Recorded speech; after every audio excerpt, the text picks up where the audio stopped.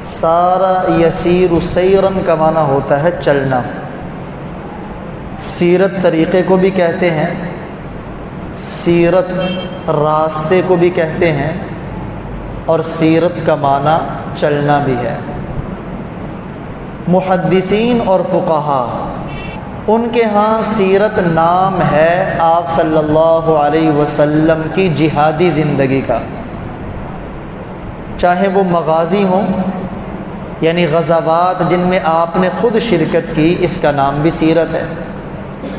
چاہے آپ نے صحابہ کا لشکر روانہ کیا ہو اور خود تشریف نہ لے گئے ہوں، جسے سیر کہتے ہیں، اس کا نام بھی سیرت ہے. شاہ عبد العزیز محدث دہلوی سب کے رحمت اللہ تعالی علیہ،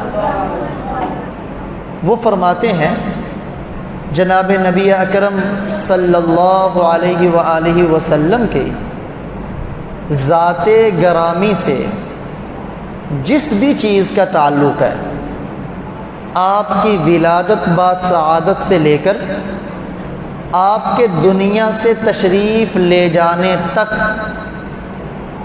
جن جن چیزوں کا آپ کی ذات سے تعلق ہوا وہ آپ کی سیرت ہے. سیرت کا لفظ علوم اور فنون میں سب سے پہلے یہ لفظ آپ صلی اللہ علیہ وسلم کے لیے استعمال ہوا.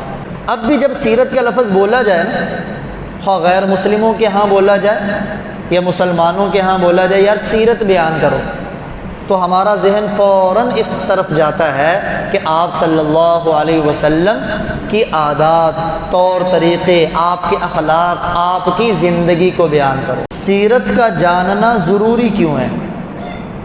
تو یاد رکھیں، سیرت کا جاننا سب انسانوں کے لیے ضروری ہے. چاہے کوئی مسلمان ہے اس کے لیے بھی سیرت کا جاننا ضروری ہے، حتیٰ کہ غیر مسلموں کے لیے بھی نبی اکرم صلی اللہ علیہ وسلم کی سیرت کو جاننا ضروری ہے. غیر مسلموں کے لیے کیوں ضروری ہے؟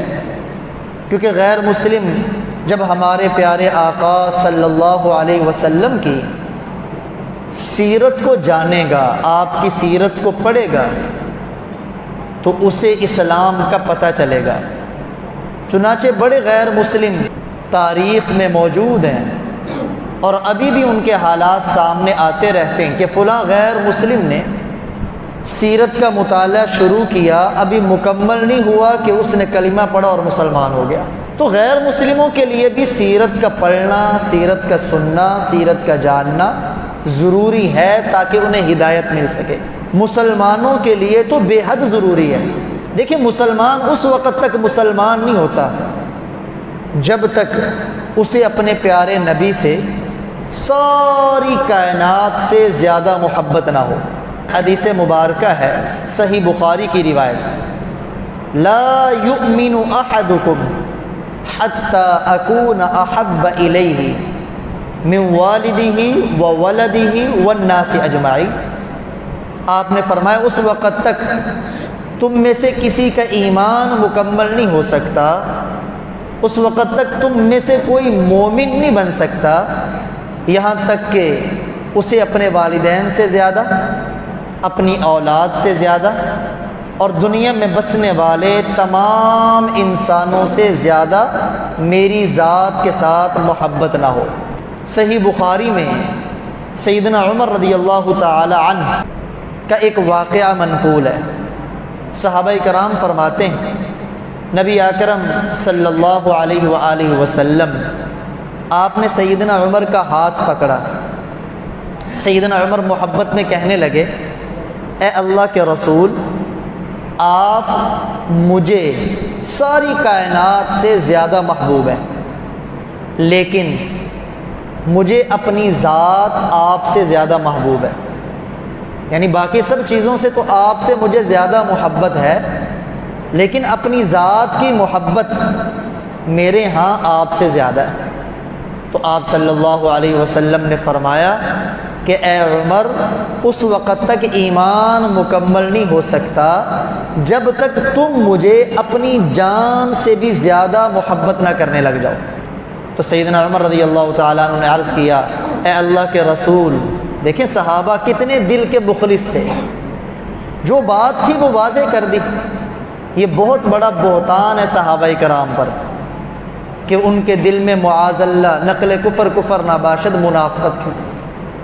وہ زبان سے کچھ تھے، دل سے کچھ تھے، نہیں، صحابہ کرام کے دل کے اخلاص کی گواہی تو اللہ نے قرآن میں دی ہے۔ وَأَلْزَمَهُمْ كَلِمَةَ التَّقْوَى وَكَانُوا أَحَقَّ بِهَا۔ تو سیدنا عمر عرض کرنے لگے، اے اللہ کے رسول، اب مجھے اپنی جان سے بھی زیادہ آپ سے محبت ہے۔ تو آپ صلی اللہ علیہ وسلم نے فرمایا، الآن یا عمر، اے عمر اب ایمان مکمل ہوا۔ مسلمان اس بات پر بھی ایمان رکھتے ہیں کہ دنیا کے اندر کامیابی اور آخرت میں کامیابی، اس کا دار و مدار آپ صلی اللہ علیہ وسلم کے طریقے پر چلنے میں ہے۔ اگر کوئی آدمی آپ کے طریقے کو نہیں اپناتا، وہ دنیا میں بھی ناکام، وہ آخرت میں بھی ناکام۔ اور اس بات کی گواہی اللہ کا قرآن دیتا ہے، یا ایھا الذین آمنوا اطیعوا اللہ واطیعوا الرسول، اے ایمان والو اللہ کی اطاعت کرو اور رسول اللہ صلی اللہ علیہ وسلم کی اطاعت کرو، یعنی اللہ کے حکم کو مانو اور آپ کے نقش قدم پر چلو، آپ کے طریقے پر چلو۔ اور دوسرے مقام پہ تو اللہ تعالیٰ نے عجیب انداز میں بیان فرمایا، وَمَن يُطِعِ الرَّسُولَ فَقَدْ أَطَاعَ اللَّهَ، جس نے رسول اللہ صلی اللہ علیہ وسلم کی اطاعت کی، یعنی آپ کے طریقے کو اپنایا، وہ ایسے ہے جیسے اس نے اللہ کی اطاعت کی۔ اللہ تعالیٰ فرماتے ہیں، دیکھو تمہیں مجھ سے محبت ہے نا، کوئی بھی دنیا کا انسان ہو اسے اللہ سے محبت ہے، تمہیں مجھ سے محبت ہے نا، تم اپنی محبت کے دعوے میں تب سچے ہوگے جب تم نے میرے لاڈلے پیغمبر کے طریقے کے اوپر اپنی زندگی گزاری ہوگی۔ قُلْ إِن كُنتُمْ تُحِبُّونَ اللَّهَ، آپ کہہ دیں اگر تمہیں اللہ سے محبت کا دعویٰ ہے نا، فَاتَّبِعُونِي، میرے پیچھے چلو۔ جب تم میرے پیچھے چلو گے، میرے طریقے پہ چلو گے، يُحْبِبُكُمُ اللَّهُ، اللہ تم سے خود محبت کرنے لگ جائیں گے۔ آپ صلی اللہ علیہ وآلہ وسلم کے طریقے پہ چلنا ہے تو ظاہری بات ہے آپ کے طریقے کا ہمیں کیسے پتہ چلے گا؟ آپ کے طریقے کا تب ہی پتہ چلے گا جب آپ کی سیرت کو ہم جانتے ہوں گے۔ اس لیے علامہ ابن قیم رحمہ اللہ تعالیٰ فرماتے ہیں، ہر مسلمان پر نبی اکرم صلی اللہ علیہ وآلہ وسلم کی سیرت کا جاننا فرض ہے، کیونکہ سیرت کو جانے گا تو آپ کے پیچھے چل سکے گا، آپ کے پیچھے چلے گا تو دنیا آخرت کی نجات اور کامیابی پائے گا۔ اور اللہ کا قرآن کہتا ہے، لَقَدْ كَانَ لَكُمْ فِي رَسُولِ اللَّهِ أُسْوَةٌ حَسَنَةٌ، تمہارے لیے رسول اللہ صلی اللہ علیہ وآلہ وسلم کی زندگی میں بہترین نمونہ، بہترین نمونہ۔ چنانچہ آپ صلی اللہ علیہ وسلم کے طریقوں کو نہ جاننا، دیکھیں جسے آپ کی سیرت کا پتہ نہیں ہوگا وہ اس پر عمل کیسے کرے گا؟ عمل کرنے کے لیے پتہ ہونا ضروری ہے، جاننا ضروری ہے۔ اب جب جانیں گے، عمل کی نیت سے جانیں گے تو اللہ جل جلالہ عمل کی توفیق بھی عطا فرمائیں گے۔ آپ صلی اللہ علیہ وسلم نے ارشاد فرمایا، صحیح بخاری کی روایت، کل امتی یدخلون الجنہ، میری ساری امت جنت میں داخل ہوگی، الا من ابا، مگر وہ شخص داخل نہیں ہوگا جس نے انکار کیا۔ صحابہ کرام حیران ہوئے، وَمَن يَأْبَى یا رسول اللہ، اے اللہ کے رسول آپ کا انکار کون کرے گا؟ ہم آپ کو مانتے ہیں، ہماری اولادیں آپ کو مانیں گی، ان کی اولادیں آپ کو مانیں گی، کون ہے جو آپ کو انکار کرنے کی جرت کر سکے؟ توجہ، تو آپ نے کیا فرمایا؟ فرمایا من اطاعنی فقد دخل الجنہ، جس نے میری اطاعت کی، جو میرے پیچھے چلا، جس نے میرے طریقے کو اپنایا، میری سیرت کو اپنایا، وہ جنت میں داخل ہوگا۔ ومن عصانی، اور جس نے میری نافرمانی کی، جس نے میری سنت کو چھوڑا، جس نے میرے طریقے کو چھوڑا، فقد ابا، ایسے ہے جیسے اس نے میرا انکار کر دیا۔ اس لیے آپ کی سیرت جانیں گے تو آپ کے طریقے پہ چلیں گے۔ کہیں جہالت کے اندر ہی ہم اپنے پیارے نبی کے طریقے کی مخالفت نہ کر گزریں، اور اسے اللہ کے نبی فرما رہے ہیں کہ جو میرے طریقے کی مخالفت کرے گا ایسے ہے جیسے اس نے میرا انکار کر دیا۔ آپ صلی اللہ علیہ وسلم آرام فرما رہے تھے، صحیح بخاری میں یہ روایت موجود ہے۔ جاءت ملائکہ، فرشتے آئے، آ کے ایک فرشتہ دوسرے کو کہنے لگا ہوا نائم، یہ سو رہے ہیں۔ دوسرا کہنے لگا ان عینہ نائمہ وقلبہ یقظان، ان کی آنکھیں سو رہی ہیں لیکن ان کا دل جاگ رہا ہے، وہ نہیں سو رہا۔ اور یاد رکھیں انبیاء کے متعلق یہ عقیدہ ہے، نبی کی نیند امتی کی نیند دونوں ایک جیسی نہیں، دونوں میں فرق ہے۔ ہم سوتے ہیں نا تو وضو ٹوٹ جاتا ہے، نبی سوئیں تو وضو نہیں ٹوٹتا، چونکہ ہم جب سوتے ہیں نا تو دل بھی سو جاتا ہے، غافل ہو جاتے ہیں۔ اور جناب نبی اکرم صلی اللہ علیہ وسلم جب سوتے تھے تو آپ کی آنکھیں سوتی تھی، آپ کا دل اللہ کی محبت میں جاگ رہا ہوتا تھا۔ تو فرشتے نے، کچھ فرشتے دوسروں سے کہنے لگے میں تمہیں ان کی مثال دے کے سمجھاؤں؟ اس نے کہا دو، ضرور دو۔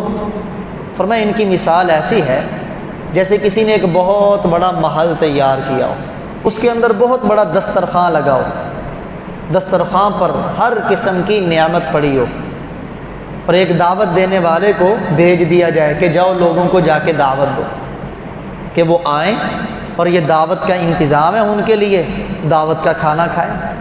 اب وہ دعوت دینے والا جا کے دعوت دے رہا ہے، تو جس نے اس کی دعوت کو قبول کیا وہ اس محل میں داخل بھی ہوگا اور دسترخوان پہ لگے ہوئے کھانوں کو بھی کھائے گا، اور جس نے اس کی دعوت کو قبول نہ کیا، دعوت کو نہ مانا، نہ وہ اس محل میں داخل ہوگا اور نہ ہی دسترخوان پہ لگے ہوئے کھانوں کو کھا سکے گا۔ اب جب یہ مثال بیان کر دی تو ایک فرشتہ کہنے لگا بھی اس مثال کی وضاحت کرو۔ دوسرے نے کہا یہ تو سو رہے ہیں، تو اس نے کہا نہیں، آنکھیں سو رہی ہیں، ان کا دل نہیں سو رہا، آپ وضاحت کرو انہیں پتہ چلے گا۔ چنانچہ وہ فرشتہ کہنے لگا یہ جو محل ہے نا، جو محل تیار ہے، اس سے مراد ہے جنت، اور جو دسترخوان لگا ہوا ہے وہ جنت کی نعمتیں ہیں، اور جس کو دعوت دینے کے لیے بھیجا ہے اس سے مراد جناب محمد الرسول اللہ صلی اللہ علیہ وآلہ وسلم۔ اب جس شخص نے ان کی دعوت قبول کی، ان کے پیچھے چلا، وہ اس جنت میں داخل ہوگا، جنت کی نعمتوں سے لطف اندوز ہوگا، اور جس نے ان کی دعوت قبول نہ کی، ان کے پیچھے نہ چلا، نہ وہ جنت میں داخل ہوگا، نہ وہ جنت کی نعمتوں سے لطف اندوز ہوگا۔ تو معلوم ہوا آپ کی سیرت کو جاننا بہت ضروری ہے، بہت ضروری ہے، میں کہتا ہوں بہت ہی زیادہ ضروری ہے۔ ہم تو ایک قدم نہیں اٹھا سکتے اگر ہمیں آپ کی پیاری سیرت کا پتہ نہ ہو۔ رسولوں کا مرتبہ نبیوں سے اونچا ہے، اعلیٰ ہے۔ ان رسولوں میں 5 رسولوں کو کہتے ہیں اولو العزم پیغمبر، جسے اللہ کا قرآن کہتا ہے فاصبر کما صبر اولو العزم من الرسل، آپ ایسے صبر کریں جیسے اولو العزم پیغمبروں نے صبر کیا۔ سورہ احزاب کی آیت نمبر 7، اس کے اندر اللہ تعالیٰ نے ان 5 اولو العزم پیغمبروں کو ایک ہی جگہ پہ بیان کیا ہے۔ وَإِذْ أَخَذْنَا مِنَ النَّبِيِّينَ مِيثَاقَهُمْ، اور اس وقت کو یاد کرو جب ہم نے نبیوں سے پختہ عہد لیا۔ یہ سارے نبیوں کا ذکر ہے، اب اولو العزم پیغمبروں کا مستقل ذکر ہے، وہ من کا، اور آپ سے پتہ چلا ہمارے پیارے نبی اولو العزم پیغمبر ہیں۔ وَمِن نوح، اور نوح سے، وَإِبْرَاهِيم، اور ابراہیم سے، وموسیٰ اور موسیٰ سے، وعیسیٰ اور عیسیٰ سے۔ تو یہ 5 اولو العزم پیغمبر ہیں ہمارے پیارے آقا صلی اللہ علیہ وسلم۔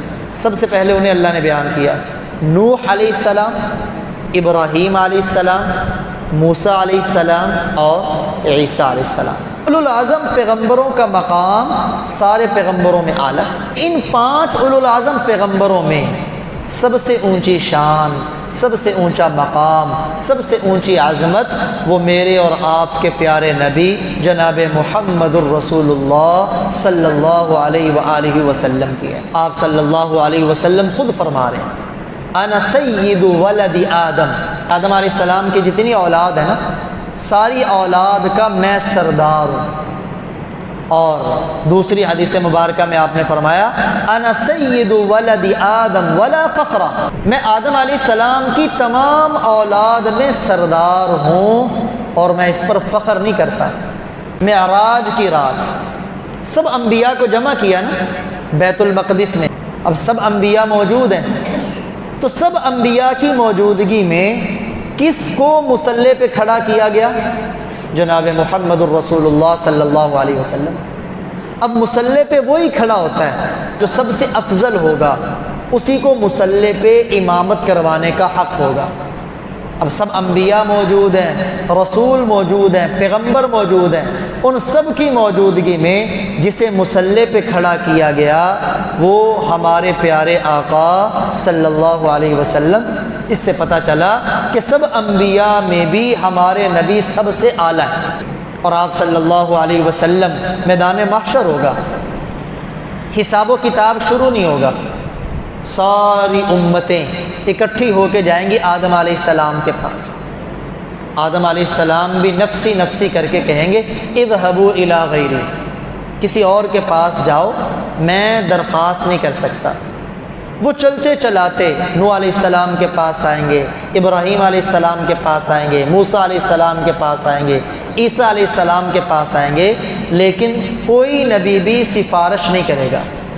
پھر عیسیٰ علیہ السلام بتائیں گے، اگر یہ مقام کسی کو حاصل ہے نا تو جناب محمد الرسول اللہ صلی اللہ علیہ وسلم کے پاس جاؤ۔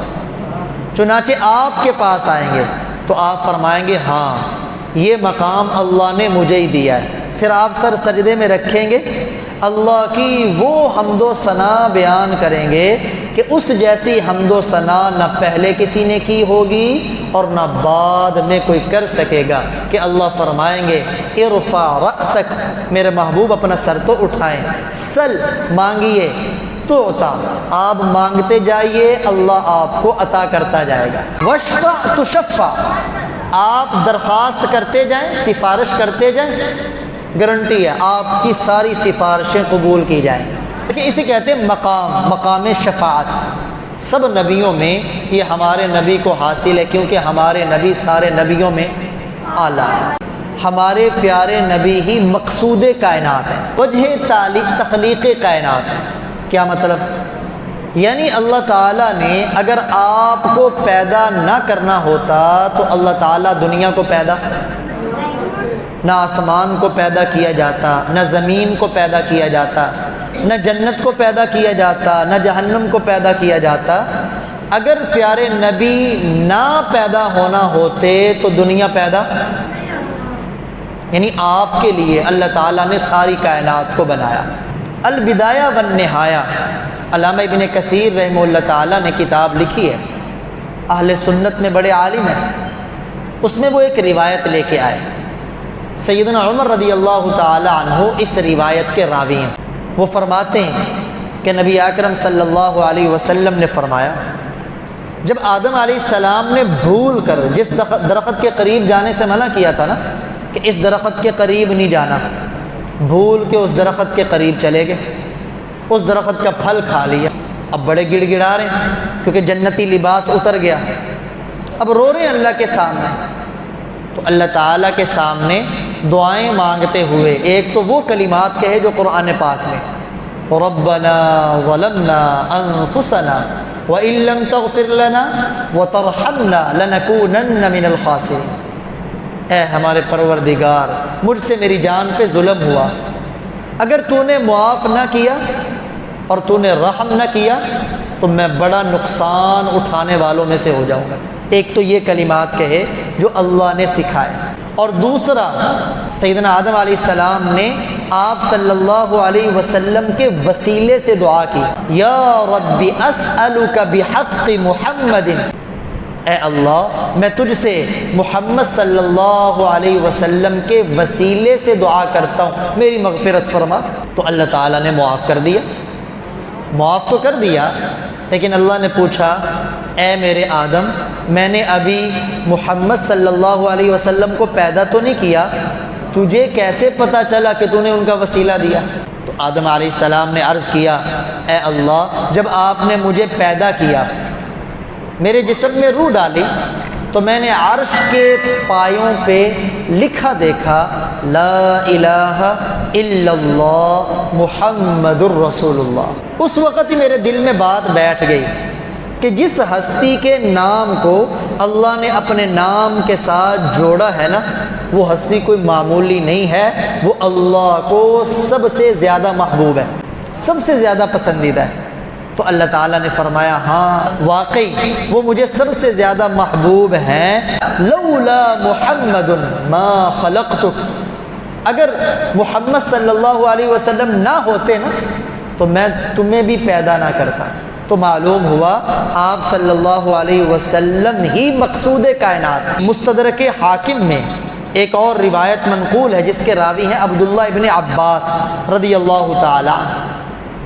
عبداللہ ابن عباس رضی اللہ تعالیٰ عنہما فرماتے ہیں اللہ تعالیٰ نے عیسیٰ علیہ السلام پہ وحی بھیجی کہ اے عیسیٰ آمن بمحمد، محمد صلی اللہ علیہ وسلم پر ایمان لاؤ، اور آپ کو آپ کا جو امتی بھی ملے آپ اپنی نبوت کی دعوت بھی دیں اور اسے یہ دعوت بھی دیں کہ میرے پیارے محمد پر بھی ایمان لائے، اور ساتھ ساتھ یہ بھی کہہ دیا لولا محمد ما خلقت آدم ولولا محمد ما خلقت الجنہ ولا النار، اگر محمد صلی اللہ علیہ وسلم نہ ہوتے آدم کو بھی پیدا نہ کرتا، جنت بھی پیدا نہ کرتا، جہنم بھی پیدا نہ کرتا۔ اصل مقصود کائنات وہ جناب نبی اکرم صلی اللہ علیہ وسلم۔ ایک روایت عموماً بیان کی جاتی ہے لولاک لما خلقت الافلاک، اگر پیارے نبی نہ ہوتے تو کائنات کا نظام نہ پیدا کیا جاتا۔ یہ حدیث کے الفاظ موضوع ہیں، من گڑت ہیں، یہ حدیث نہیں ہے، یعنی خود گڑی ہوئی ہے، لیکن اس کا معنی صحیح ہے۔ وہ معنی کیوں صحیح ہے؟ کیونکہ دوسری روایات میں لولاک ما خلقت الدنیا، اگر آپ کو پیدا نہ کرنا ہوتا تو اللہ دنیا کو پیدا نہ کرتا، اگر آپ کو پیدا کرنا نہ ہوتا ما خلقت الجنہ ما خلقت النار، نہ جنت بنتی، نہ جہنم بنتی، نہ آسمان بنتے، نہ زمین بنتی، نہ آدم آتے، نہ نوح آتے، نہ عیسیٰ آتے، نہ موسیٰ آتے۔ تو اللہ تعالیٰ نے گویا ساری کائنات کو وجود دیا کس کے صدقے؟ جناب محمد الرسول اللہ صلی اللہ علیہ وآلہ وسلم۔ اور آپ کی شان اتنی بلند و بالا ہے کہ آپ اول بھی ہیں، آپ آخر بھی ہیں۔ ہمارے پیارے آقا کے جو نام ہیں نا قرآن پاک کے جو آخر میں لکھے ہوئے ہیں، ان ناموں کو پڑھیے گا۔ ان ناموں میں دو صفاتی نام آپ کے یہ ہیں، اول آخر، کہ آپ پہلے بھی ہیں، آپ آخری بھی ہیں۔ اب یہ کیسے ممکن ہے کہ ایک انسان پہلا بھی ہو آخری بھی ہو؟ آپ صلی اللہ علیہ وسلم پہلے کیسے؟ روایت کے راوی ہیں سیدنا ابو ہریرہ رضی اللہ تعالی عنہ، پوچھتے ہیں اے اللہ کے رسول متی وجبت لک النبوہ، آپ کے لیے نبوت کب واجب ہوئی، یعنی آپ کو اللہ تعالیٰ نے نبوت کب دی؟ تو آپ صلی اللہ علیہ وآلہ وسلم نے فرمایا کہ مجھے اللہ نے اس وقت نبوت دے دی وآدم بین الروح والجسد، کہ ابھی آدم علیہ السلام روح اور جسم کے درمیان تھے، یعنی ابھی ان کے جسم میں روح نہیں پھونکی گئی تھی، اس وقت اللہ نے میرے لیے نبوت کو لکھ دیا تھا، مجھے نبی بنا دیا تھا۔ علامہ انور شاہ کشمیری رحمہ اللہ تعالیٰ فرماتے ہیں اس کا مطلب یہ ہے کہ اس وقت آپ کے لیے نبوت کے احکامات کو اللہ نے جاری کر دیا تھا، باقی نبیوں کے لیے نبوت کے احکامات تب جاری ہوئے جب انہوں نے نبوت کا اعلان کیا، لیکن ہمارے پیارے نبی صلی اللہ علیہ وسلم کے لیے نبوت کے احکامات اس وقت جاری ہو گئے تھے جب ابھی آدم علیہ السلام کے بدن میں روح نہیں پھونکی گئی تھی۔ چنانچہ آپ صلی اللہ علیہ وسلم نے فرمایا، مستدرک حاکم کی روایت، انی عند اللہ لمکتوب خاتم النبیین، اللہ کی بارگاہ میں خاتم النبیین لکھا جا چکا تھا۔ وَإِنَّ آدَمَ لَمُنْجَدِلٌ فِي طِينِهِ، یعنی اللہ نے اپنی بارگاہ میں میرے لیے خاتم النبیین لکھ دیا تھا، اور ابھی آدم علیہ السلام اپنے خمیر میں ہی تھے، یعنی ابھی اللہ تعالیٰ نے ان میں روح نہیں پھونکی تھی۔ آپ صلی اللہ علیہ وسلم نے یہ بھی فرمایا، كُنْتُ أَوَّلَ النَّبِيِّينَ فِي الْخَلْقِ، یعنی اول نبی پیدا ہونے میں، تخلیق میں میں سب سے پہلا نبی ہوں۔ وَآخِرُهُمْ فِي الْبَعْثِ، اور نبوت کا اعلان کرنے میں نبیوں میں آخر میں ہوں۔ سب سے پہلے اللہ تعالیٰ نے مجھے نبی بنایا، اس اعتبار سے میں پہلا ہوں، لیکن زمین میں آ کے اپنی نبوت کا اعلان میں نے سب سے آخر میں کیا، اس لیے آخری ہوں۔ اور یہ بات بھی اہم ہے، قرآن پاک نے نا آپ کے لیے جو لفظ استعمال کیا ہے، ما کان محمد ابا احد من رجالکم ولکن رسول اللہ، بلکہ وہ اللہ کے رسول ہیں، وخاتم النبیین، خاتم النبیین ہے۔ اب یہاں اللہ تعالیٰ نے یہ نہیں فرمایا خاتم المرسلین، رسولوں میں آخری رسول ہے، کیونکہ نبی اور رسول میں فرق ہے۔ ہر رسول نبی ہوتا ہے، کیونکہ ہر رسول کو شریعت ملتی ہے نا، وہ نبی بھی ہے رسول بھی ہے، لیکن ہر نبی رسول نہیں ہوتا۔ اگر یہ کہا جاتا خاتم المرسلین تو اس کا مطلب یہ ہونا تھا کہ وہ رسولوں کے آخری رسول ہیں، کیا مطلب؟ نبی ان کے بعد آ سکتے، لیکن اللہ نے فرمایا خاتم النبیین، نہیں، وہ سب نبیوں میں آخری نبی ہیں۔ جتنے انبیاء اللہ کی بارگاہ میں تھے ان میں سب سے آخری نبی وہ محمد رسول اللہ صلی اللہ علیہ وآلہ وسلم۔